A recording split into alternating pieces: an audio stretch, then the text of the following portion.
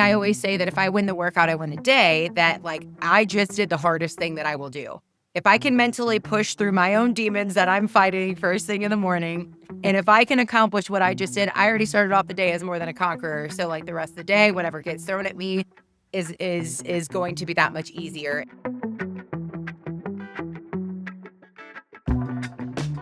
Hey everyone, welcome back to Reanimated Stories. This is your host, Roger. And today I have Jayme. And Jayme and I, again, as you have noticed with the podcast, is that we met through networking and we've met each other a couple of times, but we go to one in particular that Jayme also leads called the Table Network, which I am sure we will talk about later on. But I've had the pleasure of knowing Jayme for, man, I don't know, it's probably been like a year almost since I think we first met because we saw each other originally.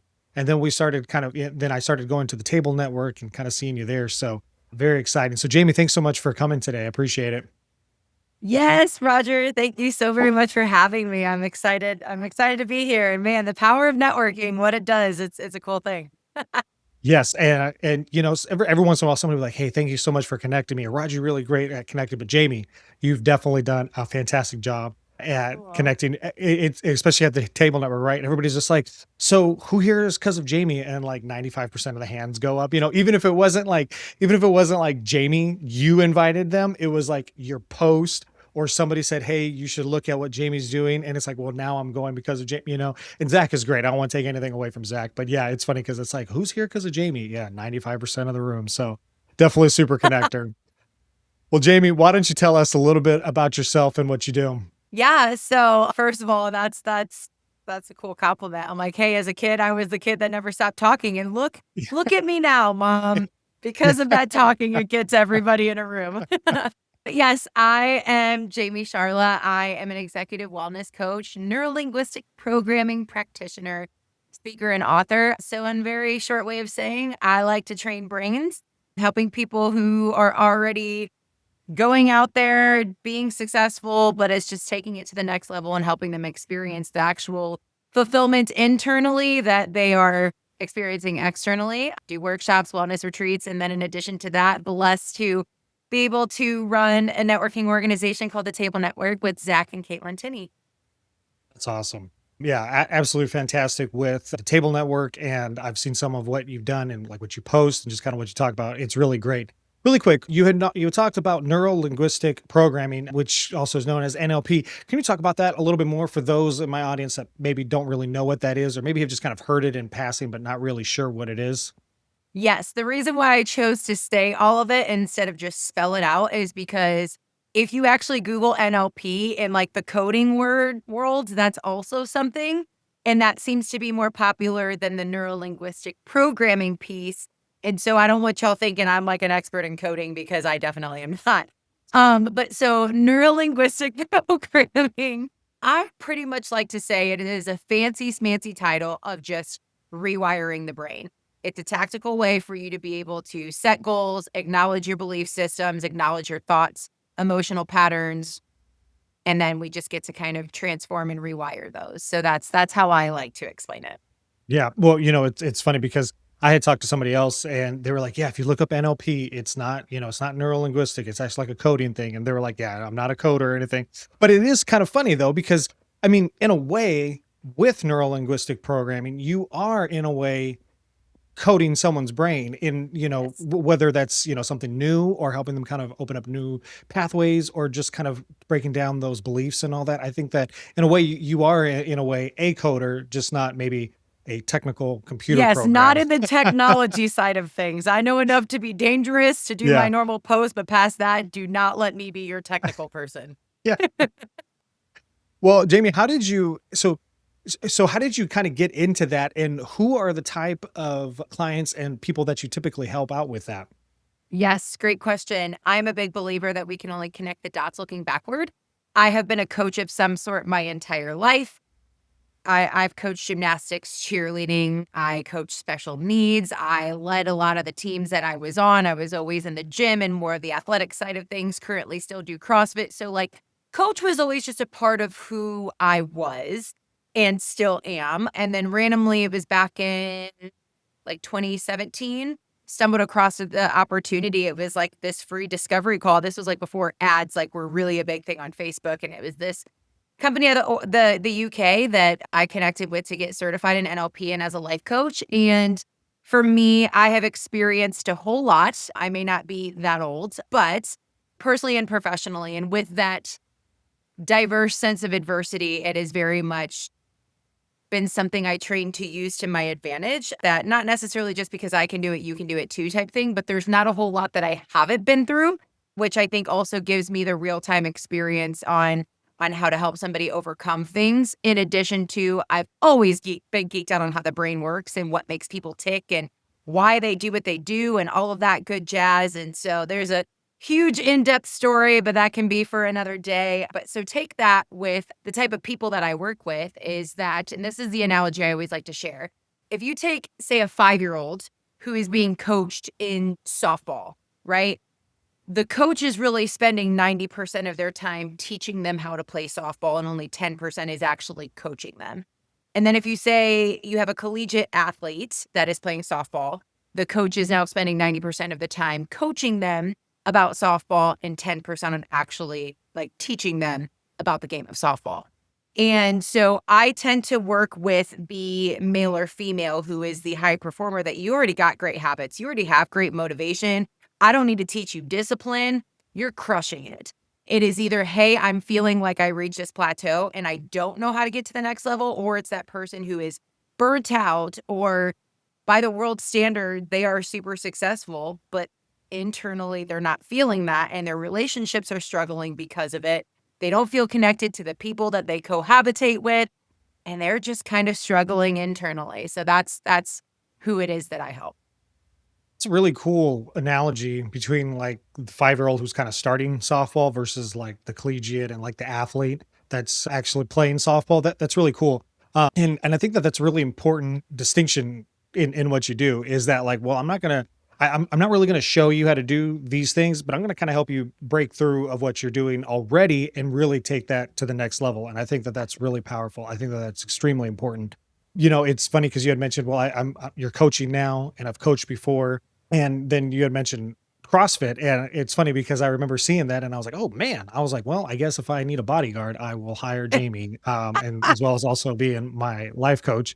But yeah, no, you definitely, it's pretty crazy. I'm like, I went to the gym and I was just like, all right, yeah, no, I think let me lift up these 20s and I'm good for the day. And yeah, no, that's really cool. So how long have you, well, let me ask you this, and there really is a point with that, but how long have you been doing CrossFit and how do you feel that you being in that kind of space, whether it's coaching gymnastics or, you know, or sports and now doing CrossFit, how do you feel that that kind of helps with what you're doing now? And is there any correlation with that? 1,000% phenomenal question. And I know exactly where you're going with it. So yes, I have been doing CrossFit now for, this is going on year 8, I believe. Oh, wow. And I try to do like 2 competitions a year. So not like at the games athlete status, but you know, for fun, just to still be able to push myself in a competition mode versus still what I do in the gym on a regular basis. But yes, I tell people, like I get up at 4:03 a.m. every morning. I love mornings. I got a lot of energy in the morning. Catch me in the evening, probably not so much, obviously. You could probably tell why. But for me, I always even say if you win the workout, you win the day. To me, Mm. what I love about CrossFit and the training modality of that, a lot of people like to bash it or a lot of people are very intimidated by it. But what I love is that it's such a diverse group of different type of workouts. So it's not like you just are doing the same thing over and over again. And there is this intention, or what I always like to say, even within my own coaching, is like there's a method to the madness. Like everything is intentional, although it seems like it could be hodgepodge and all over the place. But the point is that there's all of these different areas you're able to push yourself, whether sometimes it could be a slower workout and you're like, I just want to go really, really fast. I want to lift really, really heavy. No, you have to have patience. You need to practice Mm. technique. You need to stay slow here. You need to push here. You need to know how to breathe here. So it's so just universal in what you have to do mentally and physically. And so for me, I always say that if I win the workout, I win the day, that like I just did the hardest thing that I will do. If I can mentally push through my own demons that I'm fighting first thing in the morning, and if I can accomplish what I just did, I already started off the day as more than a conqueror. So like the rest of the day, whatever gets thrown at me is going to be that much easier. And so I think for me, just yes, fitness in general does that, but especially the CrossFit modality is what mentally keeps me that way, which now allows me to go out and live that way, but also help coach other people on how to do that in their personal life. Yeah, no, that's really cool. I like that idea. Like, man, if I win the workout, I win the day, and that's such a really great outlook on that. Because a lot of people don't necessarily think that if someone is, well, I don't really want to do, CrossFit, or I don't necessarily work out. How do you kind of help people think? Not how do you get people to do CrossFit, but how do you help them start to kind of think through? Okay, how am I going to take what I'm doing and really take that to the next level, like wherever they're at? And I know that you tend to work with a little bit higher performing, but how do you help them kind of think through that? Yeah. And so one thing, and actually it's kind of almost the flip side, is because also in a lot of ways it takes one to know one, that it's something I've had to continue to train mentally myself. A lot of the high performers that I work with, work ethic is the issue. The problem Mm, is that they are going full speed all the time, that they're missing what's right in front of them. They're such forward thinkers that they don't know how to slow down, because slow down means stop. And that's very scary. That means failure, falling behind, all of the things. But for me, and I got a quote for everything, and even my book is all nothing but quotes, but is if it doesn't challenge you, it won't change you. And so for me, I don't care if it's CrossFit, if it's High Rocks, if it's just you genuinely going and following some workout videos on YouTube at home, it doesn't matter. Like, you need to do something to challenge yourself personally. Otherwise, how are you going to have the skill sets to know how to do that outside of yourself? And I'm not saying putting yourself through unnecessary struggles, because that's also sometimes what I feel like people do. I work with a lot of avoidant personality types. And so it's like, yes, let me make myself suffer so I can avoid the actual suffering that would be beneficial to me. So there yeah. is a balance. There is a Yeah. method to the madness on how to get to the nitty gritty on this. But yeah, that's what I would say, is that it doesn't Yeah. matter what it is that you're doing. But I just really think that if we want to be the best version of ourselves, like, we have to be a product of our own product. Like, even another reason why I love CrossFit so much and why I always invest in coaching for myself is because I need my people in my corner to help make me better, so then I can go out and be better for other people. And when you have those people motivating you, pushing you, like, that's also, again, why I like CrossFit, is because somebody else is doing all the programming. I just have to show up and look at the whiteboard and be like, ooh, that sucks and I don't want to do it, but I have a coach pushing me and showing me how to Mhm. properly warm up so I can best achieve the result of that workout that I'm going to take on for the day. Yeah, that's really, yeah, because you're always trying to do that for others, right? And it's like, okay, well, now I'm not going to have to do it, but in a way, you're doing the thing that you're kind of showing people what to do and all that. Where you're going in, it's like, oh, I don't want to do that, and you're like, well, I know you don't want to do that, but what if that? Well, like, you want to look back and be like, okay, cool, I did that, and now I can take on this next challenge, whatever that is. So you had mentioned your book, and that's really great because I'm glad that you brought that up because that was one of the things I wanted to talk about. So you had said that you had a quote, and you do, because you do tend to have a quote for everything. Tell us a little bit about your book and how, and really how that's kind of shaped you, and really what you kind of accomplished with that book. Yeah, so the book, it's really cool because I had actually written it back in November of 2021. And Oh, it was wow. just chilling in my Google Docs until last year in April. So almost 5 years, it was just sitting there doing nothing. I've been, like I said, I got a very diverse resume personally and professionally. And there have been many moments in my life that have gotten really, really dark. Again, I kept mentioning of being able to face my own demons, a lot of loneliness that took even a couple of points to where I attempted to end my life. Mm, Abusive relationships, went down some really, really bad issues with some vices that I didn't need to be leaning into.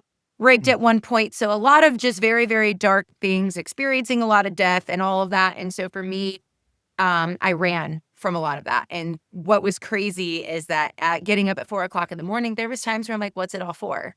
And for me, yes, like the Lord is definitely a big part of that. Like, my relationship with God is very, very important. But even in the moments, because at that time early in my life, I wasn't necessarily walking in relationship with him. And words of affirmation is my love language. And so for me, the motivational, like, ET, like, I was listening to him on YouTube all the time, and like all of this crazy hype stuff. And I even had one point in my life where I had sticky notes plastered all over my house. Like, it did not look very cute, but it was helpful because I had a quote for everything. And when it felt like, okay, well, this is all just for me and I can only self-motivate for so long, I had a mentor tell me one time the best way to feel better about yourself is to go do something nice for someone else. And so at 4 o'clock in the morning, I would get up and I would blast out this motivational message that actually was for me, but I would think of other people that needed that too. And so it started growing. I even made a Facebook group out of it for a little bit, all of the things. And quotes were what literally saved my life. And so I wrote this book, and what I did though is that I didn't just leave it at a quote.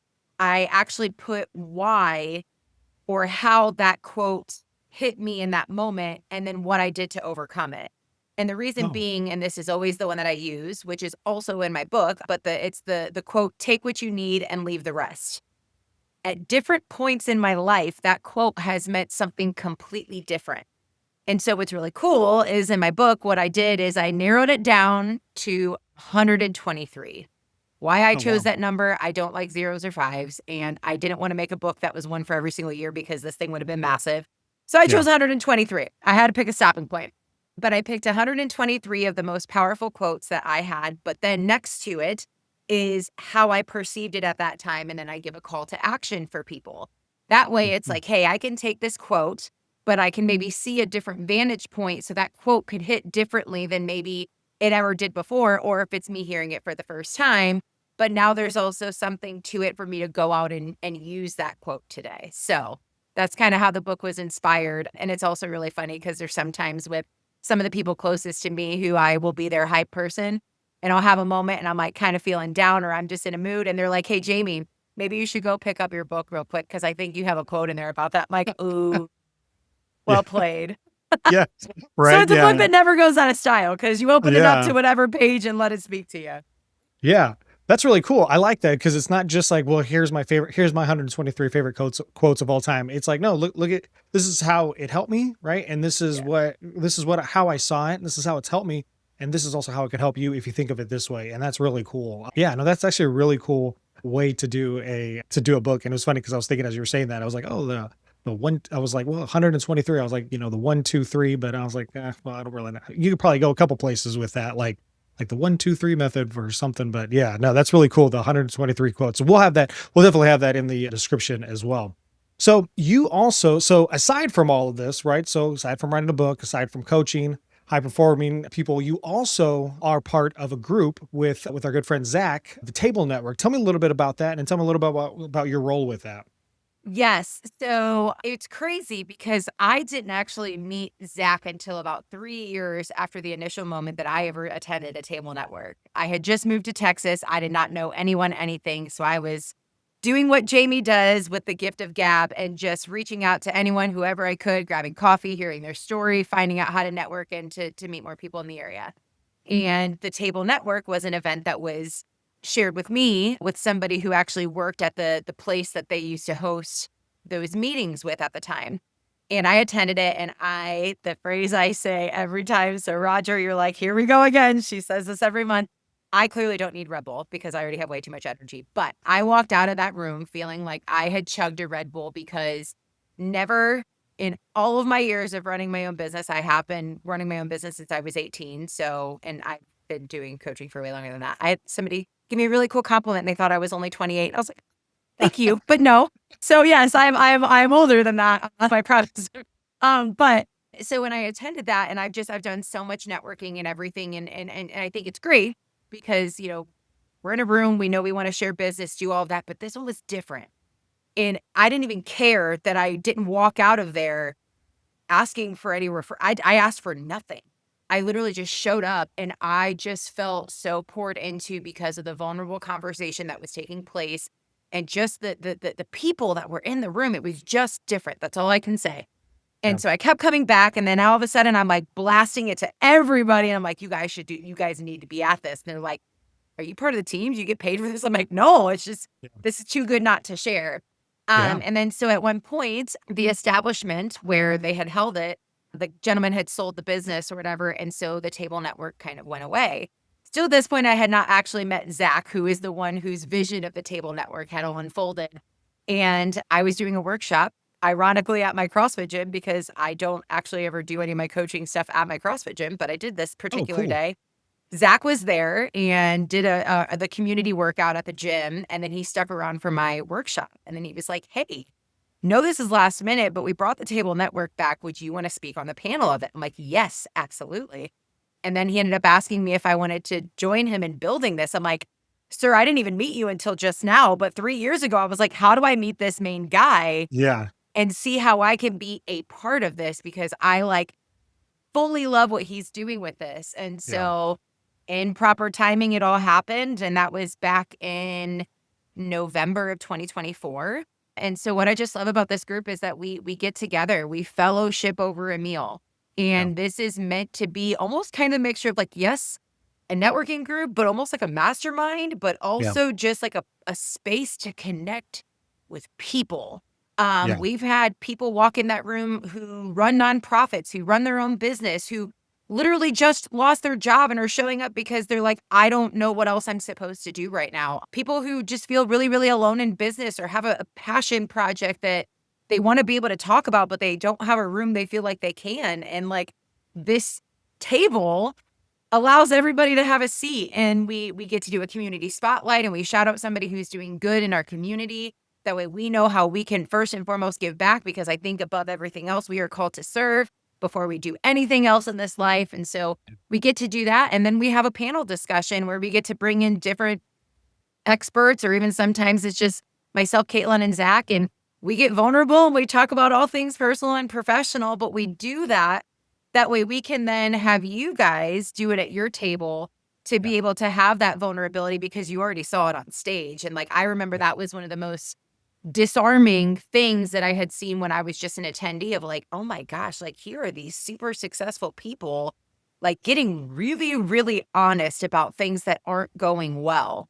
And if they can do it, I can easily just do this with a few people that I just met at my table. And I'm blessed to say that so many have become lifelong friends now. And yeah, so that's kind of how it all came about. And that's just what we're continuing to build, is a place where everybody has a seat at the table and we all get to just genuinely do life together and to serve and to build both personally and professionally. The one thing that you had mentioned, I was thinking, it's one of those networking groups where one, we're sitting at a table, which honestly isn't necessarily unique, right? You go Yeah. to any number of networking events and they're probably going to be sitting at some sort of table. But the Yeah. difference between this is that you're sitting at a table, not just to kind of sit at a table because you got to find a spot, but because you're also going to interact and you're going to talk with these people who at the beginning, there's a very good chance you probably don't know who these people are. And then all of a sudden you're going to open up and you're going to have this vulnerability in a different sort of, not just okay, well, who's your ideal client? How can I connect you? Which is nothing wrong with that, but it's how can we help you? Like, what are some things that you're thinking of? Like you said, maybe they're alone. They're just like, I've never felt like this before. I don't have anybody. My family doesn't necessarily support me, or they don't understand what I'm doing. Like they're like, okay, Absolutely. cool. My friends don't really get it, and all that. So it's really cool to see that. And Zach is really great. You guys do a great job of modeling that up there, and then really bringing those questions home to as we start to talk. And so it's a really great one. And I think it's great because it's one of those ones where I kind of think of it like as a yes and group, it's Yes. yes, you can come. Doesn't matter, where you're at.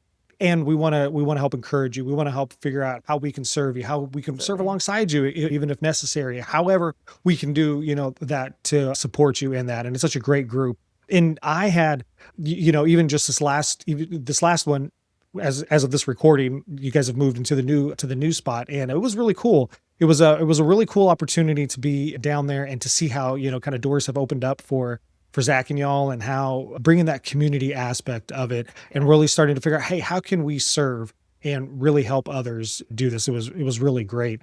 Having said that, you had mentioned that you weren't necessarily involved. It was funny because I had seen your post about it, and years ago, or not years ago, I would say it's like, like 20 years ago, right? But years ago when it first started, someone has like, "Oh yeah, I'm going to the table network." And I was like, "Oh, what's that? That sounds really interesting."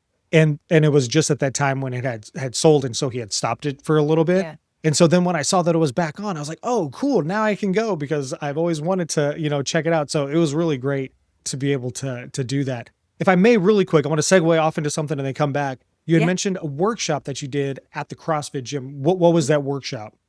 Yeah, Or so like, for what was it me, about? it was kind of it was like a mid-year check-in because I think it was in like June or July when we had done it. And like the beginning, oh, I mean, it doesn't matter. I love coaching people. Like whether it's the Yeah. first time you ever meet me, whether it's from Coach Jayme Mode or not, you're not leaving me without a call to action. That's just who I am. But this one in particular was like, okay, like we're midway through the year, summer has hit us, kids are out of school and everything. Like, let's use this as a touch point. Like, let's reflect from the first half of the year where we at. Are we happy with that? What changed? What do we need to focus on moving forward? So it was just an opportunity for me within a community that meant so much or means so much to me being my family at the CrossFit gym that I train at is I just wanted to give back and do a workshop to be able to pour into them professionally. Cause I'm like, y'all know how to show up physically because I get to see you guys here all the time. But like, what about maybe for your personal goals or as we're going into summer, like what's going to be shifting than where you were at before? Don't forget what those main goals were. Or if you are choosing to forget them, are you okay with that? So that's what it was about. Well, yeah, no, that's really awesome. And just like you said, you're with your community of, now they get to see a different side of you instead of you just lifting unbelievable amount of weight over your head, which is absolutely incredible. So kind of speaking about one last thing about the table network. So where do you really where it's at now and where do you guys kind of hope to see it? Like, what are some of like the hopes and desires and dreams that you want to see that come out of the table network specifically? Yeah, so we are very much trusting that the Lord is going to do what he wants to do with this, but I think it's a great opportunity and what we would like to continue to see as we dream big on this is that right now we have a table network which prior to when it kind of went away for a little bit they did have a couple other locations too, but like our goal is to be able to have tables all around the world. That this isn't, we're just getting to solve Austin's greatest problems and to be able to build and grow together, but we're getting to do this everywhere. Just also being a hub of collaborating together with so many different resources. That has been a big thing that's been on our hearts is that even within, this servant mindset, and I guess the example I want to use here is just because, and I promise this isn't like about like religion or anything, but even sometimes too, it's like you notice that like churches all have the same mission to try to bring people closer to God, but it almost feels like they're all doing it separately about Hmm. this is my church, this is my church. But like, if we Yeah. are the church, like, let's build together. Same thing with different gyms, right? Like the battle of whose gym is the best. No, like we're Yeah. all here on the same mission to best show up to be like the best version of ourselves and to get healthy. And so I think that that's our biggest vision is that we genuinely want to be able to cultivate these tables where everybody has a seat and we get to be the hub of like, you need resources for nonprofits, if you need it for like masterminds, if you're wanting for training for this, like you need different connection points for when you are in other cities, like we have you covered because we are collaborating with so many other organizations. Like that is our main goal is to serve as the table that can help get you to other tables.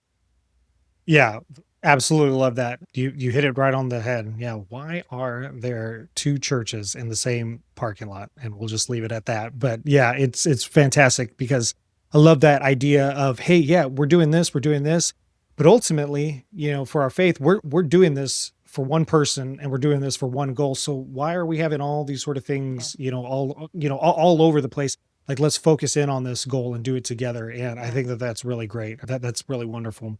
Yeah. Well, Jayme, let's say that someone was like, okay, you know what? I'm interested in learning a little bit more. You know what? I might be kind of doing that thing where I'm kind of trying to avoid the pain of doing what I know I need to do. And I am. I have my hours are, figured out from 4 a.m. till I go to bed at, 8 or 9 or whatever. And so they're thinking, well, maybe I need to kind of break through. I know maybe I need to do some of the things that challenge me so that I can change. What are some things that they need to think through so that maybe they're like, hey, you know what? Maybe I need to go see what Jamie's talking about and maybe reaching out to her. Yeah, great question. The first thing that I always will tell anybody, and it's so simple that people just skip over it because we try to make it more complicated than what we need to. Before you even consider doing anything, I want to challenge you. Told y'all, I don't leave anybody without a call to action. I want to challenge you to just stop. Get away from your phone, get away from people, get away from a podcast playing in the background. I want you to just sit outside in a room by yourself and be like, what do I even think about where I am right now, who I am right now? Because even a lot of times when people are reaching out to coaches, it's because I need this person to get me to the next level. I need this. And yes, they can help you. But to me, it doesn't matter where you're going if you don't know where you are right now. And nobody can genuinely answer that other than you.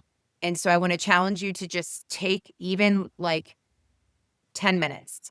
It's going to feel like an eternity, especially if you're used to filling your calendar, but just sit there in silence for a second. Like, who am I? Where am I? What am I actually even thinking about right now? That would be my open invitation for you to do right now. It almost is going to sound so simple that many of you, like I said, won't do it. But then see what comes up. And then from there, if it's like, man, feel like things are kind of all over the place. From there, if you can schedule, like if I'm the person you want to have a conversation with, I offer a complimentary discovery session and let's just talk. Let's have a conversation. See where you're at, see what makes sense, and see what it is that you genuinely need in this moment, because maybe it could be a business coach. Maybe it's, hey, I need to just genuinely sit and have a conversation with my family because I haven't in a really long time. Maybe I just need to practice spending 10 minutes a day with myself to even figure out what step I want to take next. We can kind of discover that together, and then if it makes sense, we go from there. Yeah, it kind of reminds me of what you said at the beginning is that, you want to kind of figure out where you're at and kind of use looking back so that you can look forward ahead and kind of figure out where you're going. So that's really great. I appreciate that, Jayme. And if anybody is interested in that, please do reach out to Amy. Please take that call to action very seriously, because that is really important. And we'll have those links in the description. And so speaking of links, where can they find you online? When they get to your website, what do you want them to do when they get there? How can they connect with you?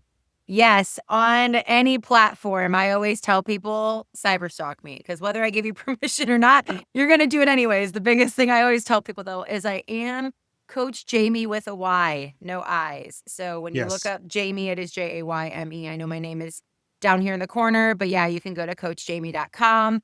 Jayme the Coach is my Instagram. If you send me a message, if you send me an email, if you end up going to my website and you book a link that way to do a discovery call, just cyberstalk me. It's there. Remember years ago, it's like, oh, I feel like I'm cyber stalking. But then I was like, wait a minute. No, that's like literally everybody knows that you're doing that. So like you're not, but yeah, no. I Yes. think I'm it's like, you're funny. going to do it anyways, but I'm Oh, giving cool. you permission because I'm super intentional about what I post. So yes, Yeah, cyberstalk. It is all for you to stalk. that's great. Well, Jayme, I really appreciate you coming today and being on my podcast. I really appreciate it. It was a really great conversation and I look forward to seeing you again. Yes, see you soon. Thank you.